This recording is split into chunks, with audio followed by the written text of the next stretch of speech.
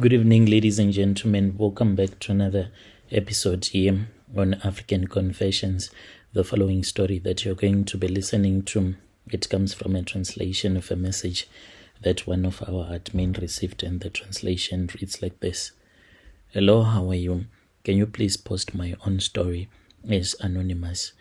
Our dad left home and he went to Johannesburg. This was in the year 2007 for the first time. He came back, and then 2 years later, that was when he told our mom that he needed more time so that he can make more money.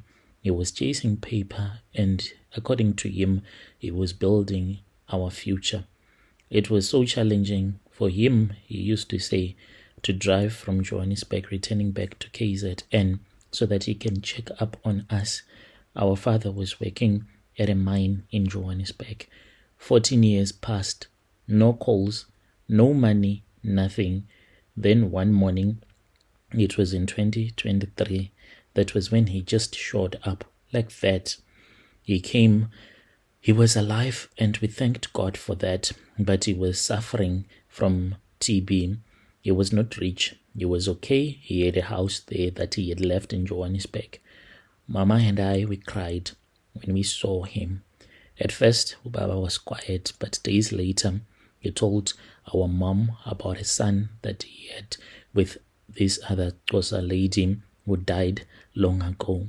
He wanted to bring that boy back home, share our house, and even the property. Was saying that it was going to be us who were going to decide whether we sell the house that he had in Joburg or we were going to live in that property. But we had been waiting for him for a very long time. I even felt a huge betrayal that he came and he told us that back in Johannesburg he had few properties as well as vehicles that he had left, and he wanted those vehicles to be sold, and the money was supposed to be divided between that son of his that he had left in Joburg. My mom just said, oh, it is okay. And later on, me and my mom, we started discussing, as well as my auntie, who is my mother's sister. She was the one who said, no, it cannot happen. I'm going to see what I can do.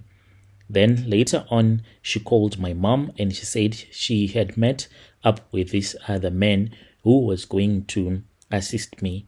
I had never been the kind of person who was so much into Zim people, but at that time when my mom said, let us go and meet up with this person, your auntie is saying that all your hope is going to be in this prophet. My mom was not open with me like we are going to bewitch your half-brother. No, she said in order for your dad to be okay, for him to recover, we will go and seek the services of that prophet that is from Zim. So we went, we spoke first of all. It was in the afternoon. The men then told us to come back again because they have time in their red garment church where they are not allowed to assist people. So we had gone to his place close to 12 p.m. and he said, no, the ancestors will be walking around. It is not allowed to pray during that time. We returned back home and we waited until it was 3 p.m. We went there, and then the men assisted us after we waited like for a long time. It was like the Holy Spirit is not going to come down, for it is too hot. He was talking a lot of things that I could not understand. We waited in line until our turn came.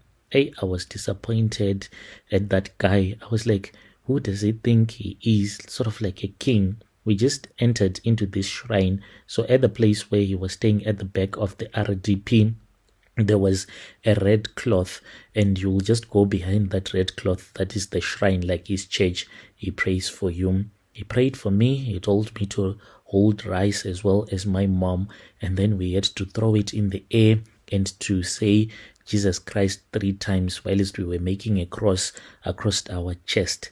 And then he said, it is done. I want you to come back here at 2 a.m. in the morning. And yes, that is what we did. We removed ourselves from his shrine, returned back home, waited, we went to bed. My mom had set an alarm. This was for somewhere around 11. Then we got into the car and we drove.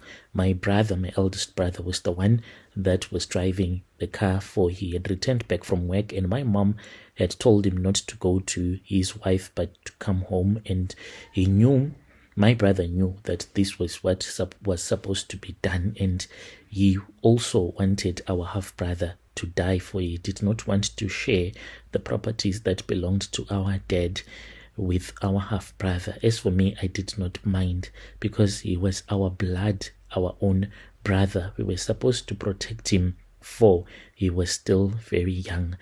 Then we arrived. It was somewhere around 1 a.m.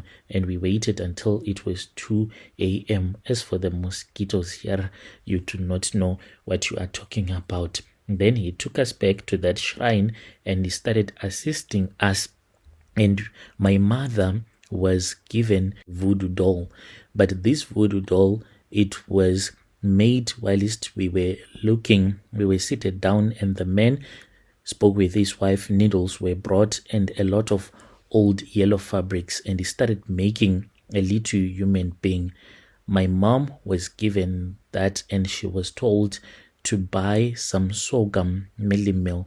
So my mom bought the sorghum meal, not a lot, and was told to put the sorghum in a small bucket and fill it up with water, and then soak that yellow voodoo doll, and she had to keep the needles in that bucket for 2 days. When she had completed the first task, she was supposed to burn the needles, and then she had to put the needles on that voodoo doll. She was told to buy a knife, in which she did. She was told to stab that voodoo doll until she imagined seeing our half-brother in pain. My mom did everything. She stabbed it for days as she had been instructed. Sharp pins, broken needles. She would even break bottles, and she would stab that voodoo doll. My dad would even ask him, what was she doing? And our mom said this was a charm that she had been given by that prophet, so that whoever was bewitching our father was going to get a go back to sender, and the spirits will go and fight with him directly. Our half-brother returned back to Joburg 3 nights after my mom had ripped that voodoo doll open. That was when we received word from Jozi. We were told that my father's son was found stabbed in his flat. He was dead. Police were saying that it could have been a robbery that went wrong, but my mom explained everything to me. My mom said each and every time that she was stabbing that voodoo doll, she was actually directing the spirit to go and stab my brother, only that the person that stabbed my half-brother was caught in the wrong place at the wrong time, and he ended up stabbing my half-brother and he passed away. As for me, I live in constant guilt. I feel so much guilty because my dad also passed away. I don't know if she died because he was in pain of the things that had happened to his son. Now I am triggered whenever I see any yellow color. I feel so much triggered thinking about the things that my mother did. As for now, my brother is staying with his wife in Joburg. He has since moved from KZN and went to Joburg, staying at our father's house. As for the other cars, they were sold by my mother's relatives even before my father had been buried. Dear listeners, right there was a message that was sent to me by one of our admin who helped us with this translation. Strange things indeed they do happen in this world.